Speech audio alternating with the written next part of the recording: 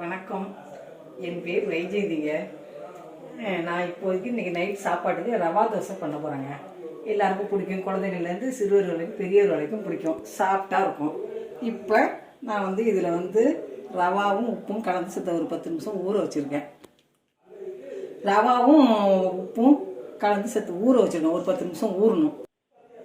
ஊற வச்ச ரவா 10 நிமிஷம் ஆகிட்டுங்க. ஊற வச்ச ரவாவில் இது 2 வெங்காயம் பெரிய வெங்காயத்தில் கட் பண்ணி வச்சுருக்கேன். சின்ன வெங்காயமும் கட் பண்ணலாம், பெரிய வெங்காயத்தை கட் பண்ணி வச்சுருக்கேன். கொத்தமல்லி வச்சுருக்கேன் அலசி, கருவேப்பிலை கொத்தமல்லி கருவேப்பிலை அலசி வச்சுருக்கேன். இஞ்சி பச்சை மிளகா அரைஞ்சி வச்சுருக்கேங்க. இது கார அரிசிங்க. இது கைக்குத்தல் அரிசி மாவுங்க. இதில் ஒரு 2 ஸ்பூன் போடணும். இது கம்பு மாவுங்க, நவதானியம். இது 2 ஸ்பூன் போட்டு எல்லாம் கலந்து தண்ணியாக ஊற்றி கரைச்சி மெலிசா. இது கம்பு மாவுங்க.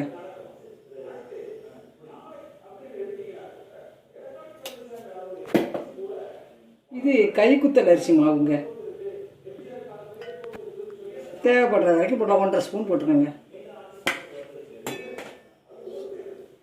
இது பச்சை மிளகா போடுறேங்க, இஞ்சி போடுறேங்க,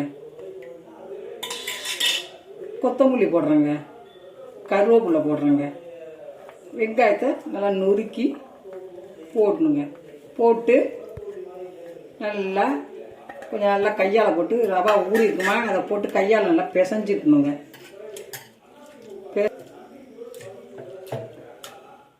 தண்ணி சேர்த்துக்கணுங்க. இப்போ இதில் கொஞ்சம் சீரகம் போடணும். கொஞ்சம் சீரகம் போடணுங்க, 1 ஸ்பூன் சீரகங்க.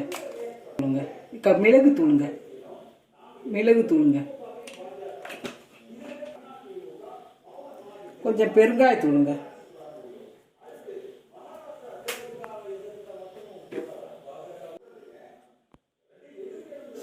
நல்லா கையை போட்டு நல்லா கலந்து விட்டுக்கணுங்க. ஆக 10 நிமிஷம் ஆயிட்டுங்க. இப்போ நம்ம எப்படி இதை ஊற்றுவோன்ட்டு காமிக்கணுங்க. உப்பெல்லாம் போட்டுட்டேங்க. மாவு ஊறி போயிட்டுங்க. ரவா 10 நிமிஷம் மேலே ஆயிட்டுங்க. தோசை ஊற்ற போகிறாங்க. அடுப்பு பற்ற வச்சுட்டேங்க. அதே நைஸாக நல்லா வருங்க. திங்கிறது நல்லா இருக்குங்க.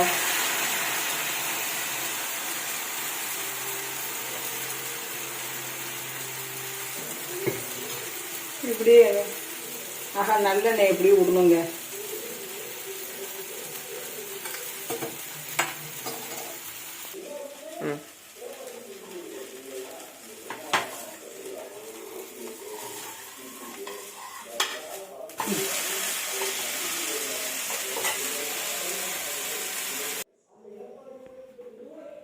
தோசை செஞ்சாச்சுங்க. இந்த கார சட்னி, முருங்கைக்கீரை பொடிங்க தொட்டுக்க. 2 சாப்பிட்றதுக்கு ஈஸியாக இருக்குங்க, வாய்க்கு ருசியாக இருக்குங்க. இந்த ரெசிபியை செஞ்சு பார்த்தாச்சுங்க. உங்களுக்கு வேணால் ஆசையாக செய்யுங்க. மிக்கவும் நன்றி. மிகவும்